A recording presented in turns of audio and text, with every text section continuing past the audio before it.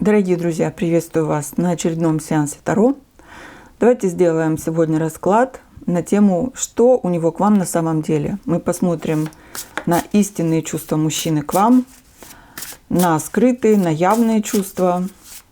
Для начала, как обычно, мы сделаем сигнификацию вас, вашего мужчины. Итак, давайте сделаем так. Мы положим сейчас карту на мужчину, то есть мужчина в этих отношениях. Как он проявлялся или проявляется, если вы до сих пор вместе. Затем вы в этих отношениях. Так. И перспективы, что будет между вами.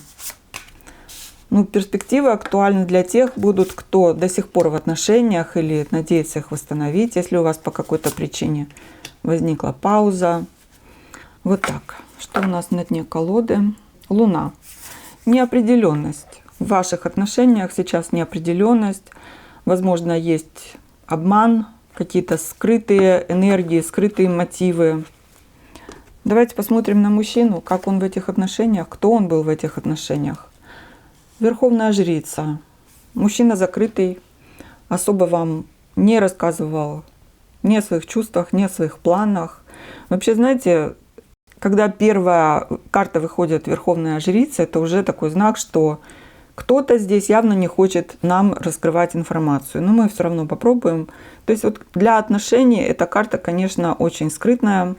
Мужчина мог многие вещи держать про себя, при себе и не особо-то вас посвящать ни в свою жизнь, ни в свои планы, ни в свои намерения. То есть он вас все время держал в неведении. Вам приходилось только угадывать и гадать, что на самом деле происходит. Человек сам по себе может быть такой, закрытый. А может быть, именно в отношениях он так себя вел, и это был умысел. Все время держать вас в неведении. И мужчина сам по себе непростой, не простачок. Это уже сразу ясно по этой карте. Что это человек умный, умудренный опытом, возможно, очень интуитивный. Здесь может присутствовать и хитрость, и какая-то стратегия, и тактика.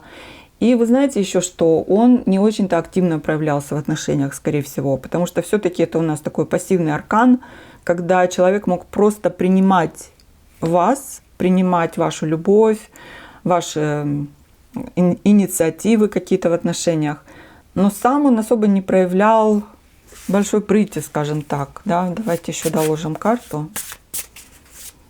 Вот интересно то, что у нас и на дне колоды была Луна, и здесь на него выходит Верховная жрица. Возможно, человек был не свободный. Здесь десятка чаш. Это не всегда карта семьи, но очень часто все-таки показывает семью. То есть, скорее всего, у человека были другие отношения. Может быть, именно поэтому он от вас многие вещи держал в тайне и вам не рассказывал, потому что он не хотел или не хочет. Если это сейчас вы смотрите на нынешнюю ситуацию, да, то человек не хочет, чтобы вы что-то знали особо про его другие отношения, про его семью, про его детей. Вот так здесь идет. Давайте еще карту на него. 13-й аркан. Во-первых, это может говорить о том, что ваши отношения закончены или подходят к завершению. И это закрытость тоже. То есть, знаете, какая-то ситуация от вас закрыта, какая-то информация здесь закрыта все равно. Здесь такая, как печать стоит. Печать тайны. Вот на этом всем. Давайте на вас посмотрим. Туз пентаклей. Во-первых, для вас эти отношения, конечно, являлись большой ценностью. Вы их ценили. Для вас это был хороший шанс. Я думаю, что вы возлагали большие надежды на эти отношения. Я говорю в прошлом времени почему-то. Я не знаю, почему мне идет прошлое время. Но можно это и в настоящем времени также оценивать, что вы возлагаете надежды на эти отношения. И для вас это на самом деле был шанс. Как будто бы вам этот шанс послали свыше. Шанс на отношения, шанс на любовь. Может быть, шанс на восстановление чего-то. Даже, знаете, восстановление веры вообще в жизнь, веры во что-то хорошее. Конечно, для вас это была и есть ценность. Королева жезлов. Да, вы вкладывались в эти отношения. Вы как будто, знаете, вы начали жить заново. Вам дали шанс на ваше женское процветания и расцветания. Вы здесь как бутон, вы распустились в этих отношениях. Что-то в вас заново пробудилось. Возможно, сексуальность и вообще вера во все лучшее, вера в себя, в свою красоту, в свою привлекательность. Но здесь еще о том, что вы сама по себе, вот эта королева жезлов. Это женщина, которая реально знает себе цену. То есть вам не нужен этот шанс, чтобы понимать свою ценность. Может быть, у вас был какой-то период, когда что-то было плохо, может быть, упадок сил, упадок настроения. Но в любом случае вы знаете, чего вы хотите. Вы умеете любить, но вы также хотите, чтобы любили вас. Здесь нету вот такой жертвенности, что я отдам ему все, несмотря ни на что. Нет, нет, вы знаете себе цену, вы знаете, чего вы хотите. У вас вообще очень много способностей, в том числе и к эзотерике, возможно, потому что здесь у нас не зря черное окошечко. То есть вы очень интуитивный человек. И вот здесь мужчина закрывался от вас, вам очень много не рассказывал. Но вы это знали и так. Вы все равно это знали, чувствовали, понимали. И вообще-то, скорее всего, это вы дали мужчине шанс. Не столько даже он вам или высшие силы вам послали этот шанс, а возможно вы давали мужчине этот шанс. Шанс на себя, шанс на отношения, шанс на любовь. И возможно, что мужчина этот шанс не взял. Но вы хотели этот шанс использовать по полной программе, как любая королева жезлов. То есть, если у вас есть желание, если у вас есть во что вкладывать свою энергию, вы выложитесь без остатка. Вы реально вкладывались в эти отношения. То есть вы отдавали себя всю свою энергию вы отдали в эти отношения. И знаете, мужчине мимо вас невозможно было пройти, потому что мимо королевы жезлов мало кто пройдет. Вы привлекаете к себе, вы к себе притягиваете, у вас есть вот эти энергии, огненность, сексуальность, харизма, непохожесть на других женщин, возможно. То есть здесь какой-то есть огонек, который горит внутри. Здесь дело даже не столько во внешности, сколько вот именно в том, что у вас внутри, вот этот свет, внутренний свет, мимо которого мужчины не проходят. Давайте посмотрим, что мужчина сейчас демонстрирует вам в открытую, что он вам показывает в плане своих чувств, что он вам демонстрирует. Пятерка жезлов. Ну, какая-то борьба у него происходит. Как будто бы мужчина что-то пытается решить, какие-то проблемы, что-то утрясти. Может быть, он вам просто говорит, что ты пойми, у меня куча проблем, мне нужно решить и то, и то, и то, у меня дилеммы какие-то, мне нужно что-то выяснить. В общем, решает какие-то проблемы. Об этом вам говорит, это вам показывает. Его самого могут распирать противоречия, как поступить, что сделать. Может вам говорить, что какие-то непреодолимые препятствия есть у него. Опять же, не обозначая, какие именно препятствия, вот опять же по верховной жрице, но есть какие-то обстоятельства, непреодолимые препятствия у него есть. Рыцарь чаш. Да, чувства есть. Он их демонстрирует в открытую, он показывает, что да, я люблю тебя, ты мне нравишься, я хочу быть с тобой. То есть даже если он этих слов не говорит, он это вам показывает, вы это видите, чувствуете. Но вот опять же какие-то непреодолимые обстоятельства. То есть я хочу быть с тобой, но что-то мне мешает.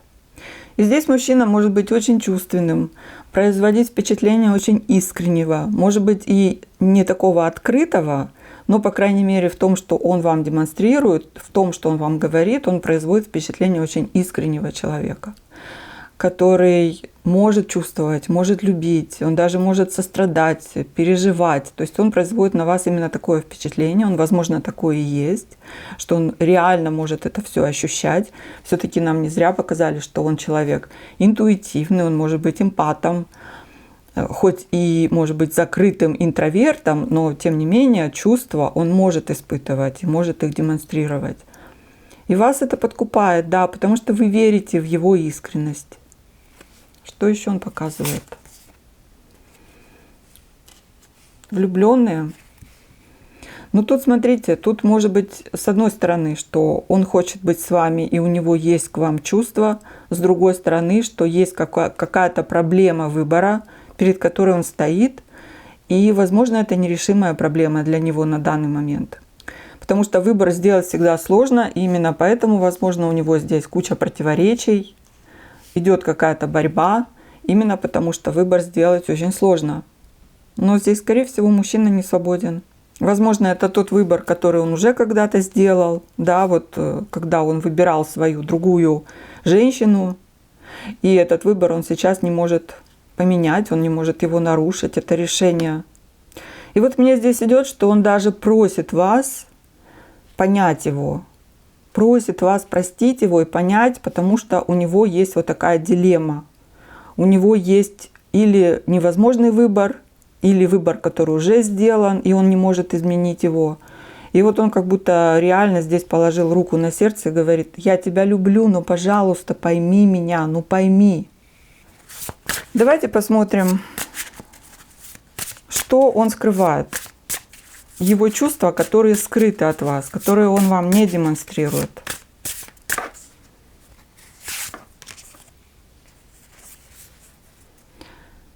Король мечей. Ну, на самом деле, его решения намного более продуманы, его решения, его поступки намного более продуманы, чем он это показывает. То есть он вам показывает больше эмоций, а в реальности он часто действует просто логикой. И вот именно логика и такой холодный расчет, более прагматичный, держит его там, где он сейчас находится. Именно в той ситуации, именно в той семье, если речь идет о семье. Именно вот с этим выбором, который он когда-то сделал. Или который он сейчас не может сделать, да, как он вам говорит. Именно логика держит его там. Не эмоции, а логика. Потому что эмоции, может быть, направлены на вас, но он остается в этой ситуации благодаря своему жесткому, логичному решению. Здесь такой идет прагматичный просчет. То есть он взвешивает все за и против, и он прекрасно понимает, как ему надо поступать, и он понимает причины своих поступков, причины своих решений. То есть для него здесь нет никакой тайны. Если тайна здесь и остается, вы помните, вот у нас была Луна на дне колоды, здесь у нас тайна, то это тайна для вас. Или он хочет так, чтобы тайна была для вас. На самом деле для него все очень четко и понятно. Он себя понимает, он вас понимает, кстати, и свою ситуацию прекрасно понимает, отдает себе отчет в своих действиях. Если, например, вы расстались, он четко знает почему. И возможно, что это была его инициатива. Но даже если и ваша, потому что вы тоже можете с ним расстаться по королеве жезлов, вы тоже можете принять такое решение. Но он четко понимает почему. Он знает вас, ваши мотивы понимает. И также и свои мотивы он прекрасно понимает. В какие-то моменты ему нужно быть очень резким. И обрезать, и, может быть, даже обидеть словом или действием. У него как бы нету другого выхода. Он так чувствует, что иногда надо быть резким для того, чтобы какую-то проблему решить, чтобы какой-то узел разрубить. Вот это он скрывает от вас. То есть он вам не говорит, что я логически принимаю какие-то решения. Семерка пентаклей. Все равно у него есть какие-то надежды, ожидания. То есть здесь человек разделен на две половинки. Вот одна половинка такая суровая, жесткая, потому что это решение, это выбор. Другая половинка это чувственная, это его эмоции, это его привязанность. И здесь есть надежда, ожидания, потому что он много чувств, эмоций вложил в ваши отношения. Поэтому у него какие-то все равно есть надежды, ожидания на то, что, может быть, ситуация как-то изменится. Хотя вот здесь по карте смерть мне показывают, что все-таки наступил какой-то заключительный этап, конец вот этой ситуации. Но нет, у него остается где-то в глубине души, возможно, он не может просто вот поставить точку. Умом может, но чувствами он не может эту точку поставить. А на что он надеется? На десятку пентаклей. На семью. Он надеется на семью. На какие-то возможности с вами, получается. Потому что тут-то у него это уже все есть. А надеется он на что-то другое. Ну, или если не на семью, то на какие-то стабильные отношения. На взаимопонимание, на общность какую-то. Есть надежда. Что у него на подсознании? что-то такое, чего он, может быть, сам даже не понимает. Что на подсознании у него? Карта Шут.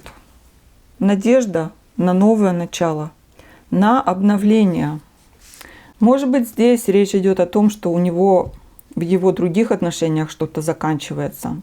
Здесь такое у кого-то может быть тоже. И поэтому он надеется на будущее с вами, возможно. Потому что он надеется на восстановление. Причем он даже сам себе, получается, в этом не признается. Что еще на подсознании? Почему он надеется на какое-то обновление? Что здесь? Паж чаш. Потому что любовь остается. Любовь и надежда. И он здесь как мальчишка. Вот неважно, сколько ему лет, может быть, он уже и не мальчишка, может быть, ему 60. Но он как мальчик в своих чувствах, в своих эмоциях, он как мальчик. Он надеется, в нем живет это внутри, это вера в любовь, вот этот восторг какой-то, влюбленности. Он не перестает в это верить, он не перестает надеяться на то, что все еще возможно для него.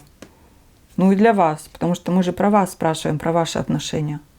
Давайте глянем на вас. Что вы думаете по этому поводу? Колесница. А вы знаете, вы решили, что вы эту ситуацию уже проехали. Или хотите проехать. То есть вы уже так рассуждаете, что я буду двигаться вперед, независимо ни от чего. Как говорится, дома ты не дома, а в 9 часов у меня ужин. Помните, был такой вот, шутка такая была. Так и здесь. То есть ты можешь там решать свои проблемы, ты можешь меня любить, не любить, ты тут можешь свои отношения там разруливать, другие. А я двигаюсь вперед. Потому что я королева жезлов, у меня есть моя жизнь, моя ценность, мои планы, мои мечты, и я буду к ним двигаться. То есть мне кажется, что вы эту ситуацию проехали уже. Или готовы проехать. Умеренность. Ну, тут очень все серьезно у вас.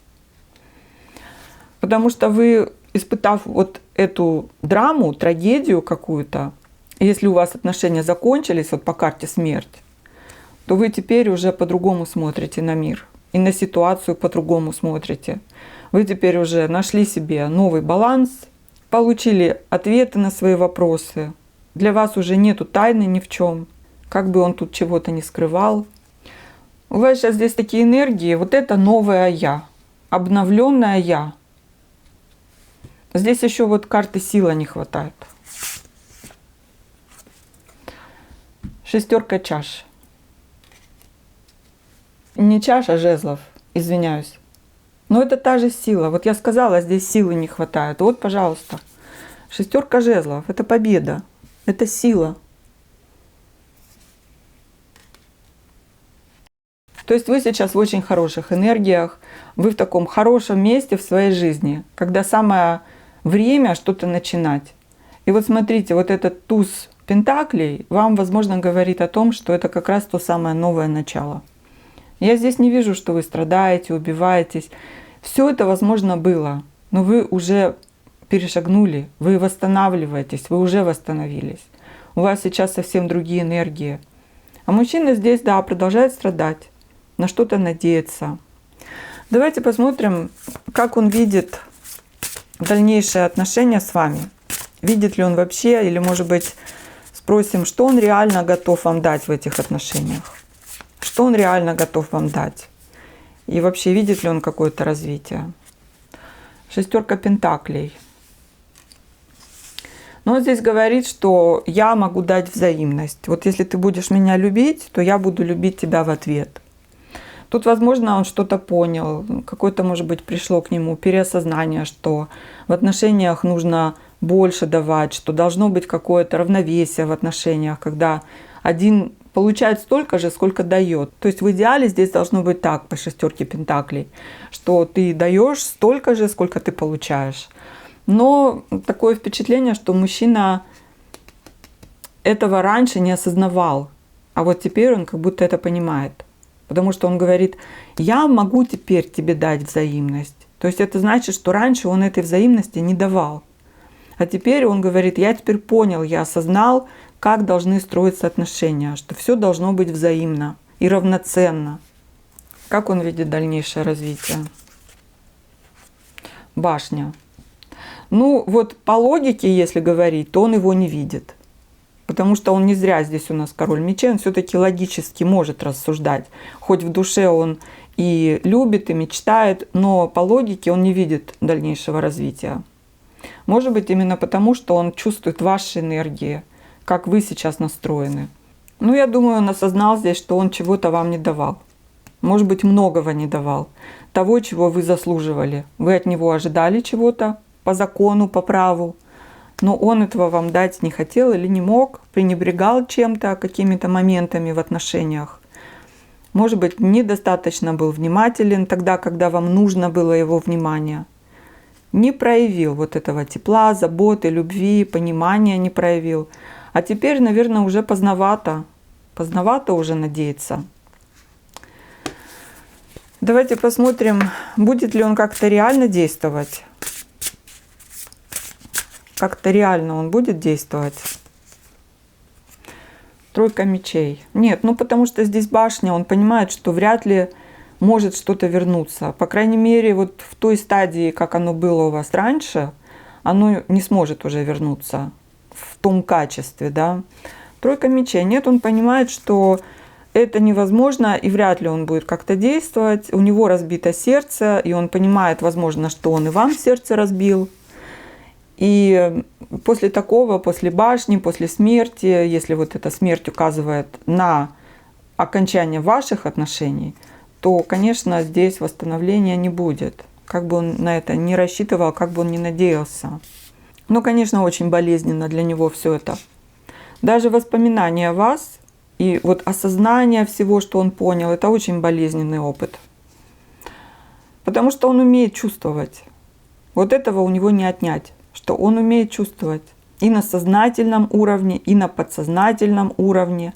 Он вообще очень чуткий. Не зря нам жрицу показали. Человек умеет чувствовать, он понимает, что это такое. Он даже интуитивно вас чувствует, ваши энергии. Когда, возможно, вы его любили, он это знал, а сейчас он знает, что вы уже эту ситуацию проехали. И вот это ему причиняет боль.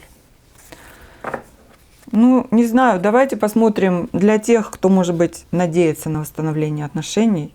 Посмотрим перспективы. Хотя здесь нам уже многое показали насчет перспектив. И здесь тоже. Ну, давайте посмотрим, что здесь может быть. Так, мы вот так сделаем. Звезда, колесо фортуны, тройка жезлов. Но перспективы очень далекие, туманные. И это может быть, а может и не быть, вот по колесу фортуны, потому что мы никогда не знаем, как оно повернется. Тройка жезлов, знаете, оба хотели бы, наверное, чтобы что-то вернулось, чтобы что-то восстановилось. То есть это обоюдное желание может быть, в мечтах больше, вот по звезде. Это больше может быть в мечтах, в надеждах, что вот если бы оно вот так бы произошло, то было бы неплохо, было бы классно, было бы здорово. Если бы мы оба смогли что-то вернуть, восстановить. Но знаете, мне все-таки здесь идет, что это очень туманные, далекие, и ну, нету здесь никаких гарантий. Туманные, далекие надежды, перспективы, такие со знаком 50-50 даже. Я бы даже сказала не 50-50, это слишком хороший шанс 50-50, а может быть намного меньше здесь шанс. Здесь больше как мечты и фантазии. Вот так я скажу. Да, конечно, вы на расстоянии. Вы, кстати, реально можете быть далеко друг от друга сейчас. В разных городах, в разных странах вы можете быть. Я здесь не вижу реальных перспектив. Но, может быть, я скажу так, знаете, может быть, у 25% из тех, кто смотрит сейчас этот расклад, может быть, что-то может восстановиться. И то это не гарантировано. Это может быть какой-то контакт, может быть какая-то связь. Могут быть разговоры о том, что вот если бы мы могли снова попробовать, кто-то может выйти с предложением, например, мужчина наберется смелости и скажет: а давай мы с тобой где-нибудь встретимся, например, да, ты куда-нибудь приедешь, я куда-нибудь приеду. Вспомним прошлое, поговорим, пообщаемся. Но вот сказать, что здесь это реально, я так не могу. Это как-то очень все туманно. Но вы 100% оставили след в душе у мужчины. След приятный и кровавый одновременно. Понимаете? Очень болезненный, но такой сладкий. Когда он и думать о вас не может, и не думать не может. Я вот так скажу. На этом я закончу свой расклад. Спасибо вам большое за внимание. Благодарю всех своих подписчиков и гостей за то, что вы есть. Если вам расклад понравился, подпишитесь, пожалуйста, на канал. Я вам буду очень благодарна. А я с вами прощаюсь. Пока-пока.